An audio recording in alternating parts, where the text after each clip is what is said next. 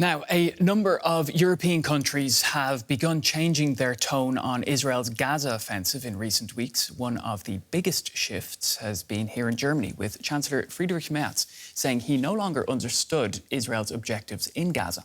This added fuel to a debate here over whether Germany should continue to deliver arms to Israel.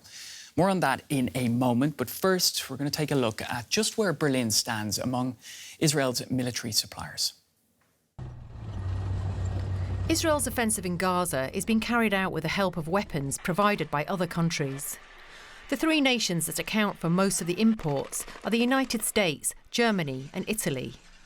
Data from the Stockholm International Peace Research Institute, or SIPRI, shows that after the US, Germany is the most important supplier. From 2020 to 2024, according to SIPRI, Germany accounted for 33% of imports, while the US accounted for around 66% and Italy 1%. Germany mainly provides naval frigates and torpedoes, but supplies have also included armoured vehicles, trucks, anti-tank weapons and ammunition. In the wake of the Hamas massacre in October 2023, which triggered Israel's assault, German arms exports surged after the government in Berlin set up a special committee to expedite deliveries. In that year, 2023, Germany ended up sending more than €320 million worth of military equipment, a tenfold increase on 2022, with the vast majority of licences approved in the 3 weeks immediately after the attack.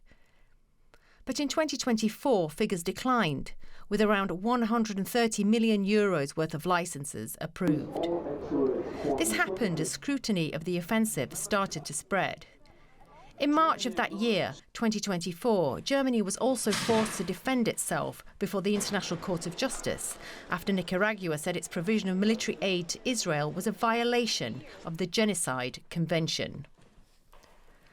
But the worsening humanitarian situation in Gaza has now also prompted some members of the junior partner in Germany's governing coalition to call for an end to weapons deliveries on the grounds that Israel is breaking international law. The situation of people in Gaza was also recently described as unacceptable by Germany's new Conservative foreign minister.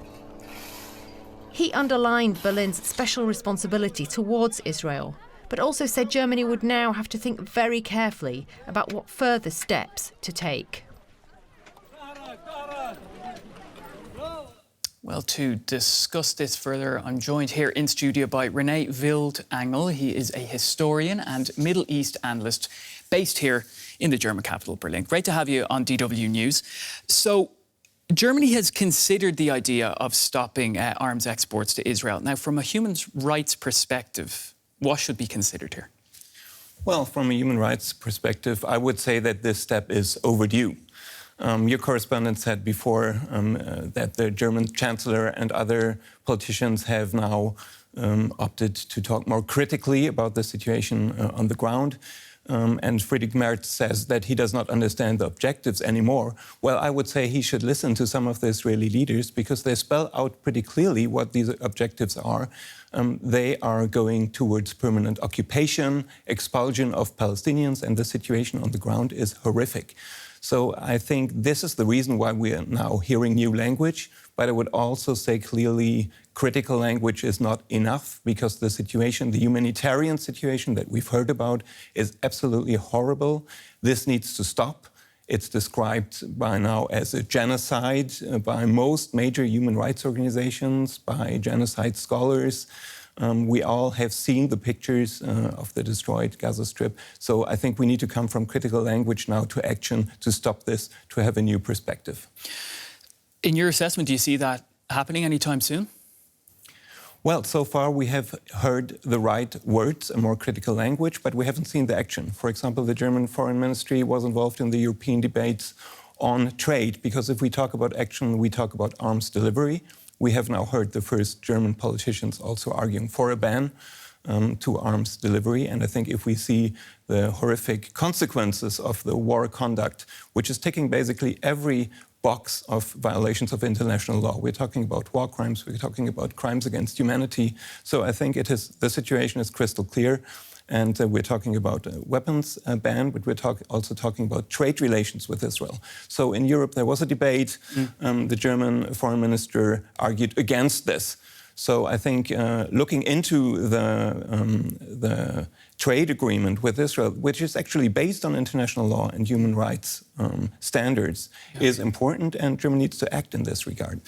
Now, the Arms Trade Treaty, I want to bring that in. It's a key international agreement that requires states to, I'm just reading this here, to assess the potential impact of proposed arms exports on peace, security and human rights. Did Berlin violate this act by shipping arms then to Israel for use in Gaza? Well, yes, I think so. As I said, the situation is crystal clear. We have the situation reports by the UN pretty much since the war intensified in the consequence of the Hamas attack of October 7th, 2023. This was pretty soon clear that this is not a war against Hamas, but this is a war that is hitting the civilian population. Gaza is a very young population. 60% of the people are younger than 18 years old, are children. And we're seeing the horrific consequences. And these weapons are used against civilians. We have seen even attacks on tents in some of the refugee camps. We've seen attacks on schools, on hospitals. I think the evidence is there. And again, we need action here now, and we need a weapons ban, and the situation is pretty clear. Well, one thing that I think I also want to bring is that the case brought before the International Court of Justice by Nicaragua, arguing that Germany's provision of military aid to Israel was a violation of the Genocide Convention. Now, but the court didn't actually order Germany to stop. So what can we actually learn from that case then? Well, when we talk about courts, I would take a step back and look at several international courts that have talked about the issue, including the International Criminal Court that has issued 2 arrest warrants against 2 major leaders of this war campaign, Prime Minister Netanyahu and former Minister of Defense Gallant. We have seen other international courts involved. And I think what we have to say now is that Germany, if it has a more critical tone, it needs to support, in general, international law and international courts, because this is something that we have also not seen. We have seen very critical language when the arrest warrant came out. We have even had a quote from Chancellor Merz who said he would still invite Prime Minister Netanyahu to Germany. So these things are clearly opposing international law. And I think we need to be very clear here and come from a situation where we are using more critical language to really actions that are founded deeply in international law and human rights. Who would be held liable if a violation was proven? Politicians? Would it be arms manufacturers? Would it be both? Well, I think, again, we're talking about accountability more generally here, and we're pretty far away, I think, from holding someone accountable for actions that took place in the past. I think now we have to be very clear. We need a ceasefire in Gaza. We've heard about this in your report before. Mm-hmm. So I think this is what we need to talk about now as a first step. Stop sending weapons right now. Stop continuing with this war that has a horrific effect on the population. Stop the starvation of the population in Gaza. This is what we need to focus on now. And the next step will be accountability. And yes, the actors that you mentioned, they all hold a certain amount of responsibility, and it will be a matter of courts to decide consequences for specific companies, for specific politicians that have made certain statements and decisions. Rene, I could talk to you for a lot longer than we have, unfortunately, on the show today. I think so. But really great to have your insights there and your analysis. So we'll have to leave it there. Rene Wildangel, a historian and Middle East analyst based here in Berlin. Take care. Thanks. Thank you. Let's get more now from our political correspondent, Matthew Moore. Matthew, how likely is it that Germany will stop exporting weapons to Israel? I think it's perhaps more likely that, and rather than an outright ban or a stop to weapons export, is a significant slowdown in the process for granting export licences. Now, export licences are authorised by the Federal Security Council. That's a group of ministers. And these meetings where they discuss exports are really secret. They're held in private. But last year it was reported that the process for delivering weapons to Israel was taking a lot longer, and that there'd been a kind of a de facto pause, and that was after senior government ministers are reported to have refused to give the go-ahead unless they got assurances from the Israeli government that the weapons that they were sending, the arms that they were delivering, that they would not be used for committing violations of international law, including genocide. So that was last year, but back to today, the pressure is very much growing again, and that's because, as we heard, senior figures in the Social Democrats, the junior partner in government, have really started to raise concerns about what's happened this week. We've heard the foreign policy spokesperson for the Social Democrats say that German weapons must not be used to spread humanitarian disasters and violate international law, and that's really quite strong. And that follows Germany's guiding principles on weapons exports, that they must not be used if there's any sense or any concern, suspicion that they could be used in humanitarian breaches of humanitarian law. But I think what we will see is that this becomes much more closely followed on a case-by-case basis rather than an outright ban. Recent polls have also shown that a majority of Germans oppose Germany's arms exports to Israel. Is this growing public pressure influencing the government's thinking as well? It surely must be having an impact, Buresh. The thing to remember is that the German political leadership, whether that was in the previous government of Olaf Scholz or the new government of Friedrich Merz, that they really stuck by this idea of Germany's reason of state, that Germany's obligation to the State of Israel to help to make sure it survives, that its existence is secured. And that means being a staunch ally to Israel, especially in its defence against the terror threats by the Hamas group. Now, we saw in recent months the really public opinion about Israel's offensive in Gaza really changed, and we saw the role of the war in the Middle East have an impact in the election. It helped the left party to do well. And now this new criticism from the Social Democrats amid the latest offences really just heaps the pressure on the political leadership here. And we heard Friedrich Merz issue strong criticism of that offensive. And more pointedly, this week, the Foreign Minister, Johann Wadephul, said that this issue of weapons export was really presented, in his words, a big political and moral dilemma.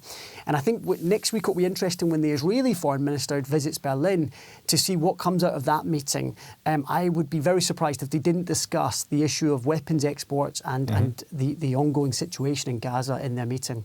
As you also mentioned, Matthew, the junior partner in the coalition, the Social Democrats, were the ones who initiated the calls for export reassessment, saying that there is a risk of Germany being complicit in war crimes. What are the potential consequences for Germany if it has indeed violated international law? There have been a number of cases where this has come across courts, where people have tried to challenge Germany's export of weapons to Israel in recent months and years, and they've been unsuccessful. But what they've done is they've shone a light on this issue, and it would be hugely damaging for Germany's reputation internationally, not just among European allies, but also in the global south, if it were found to be in breach of arms treaties or the Geneva Convention, which really restricts the export of weapons to places where crimes against humanity are taking place, especially with the knowledge of ministers. Now, it would be hugely damaging on one hand. There would be political repercussions.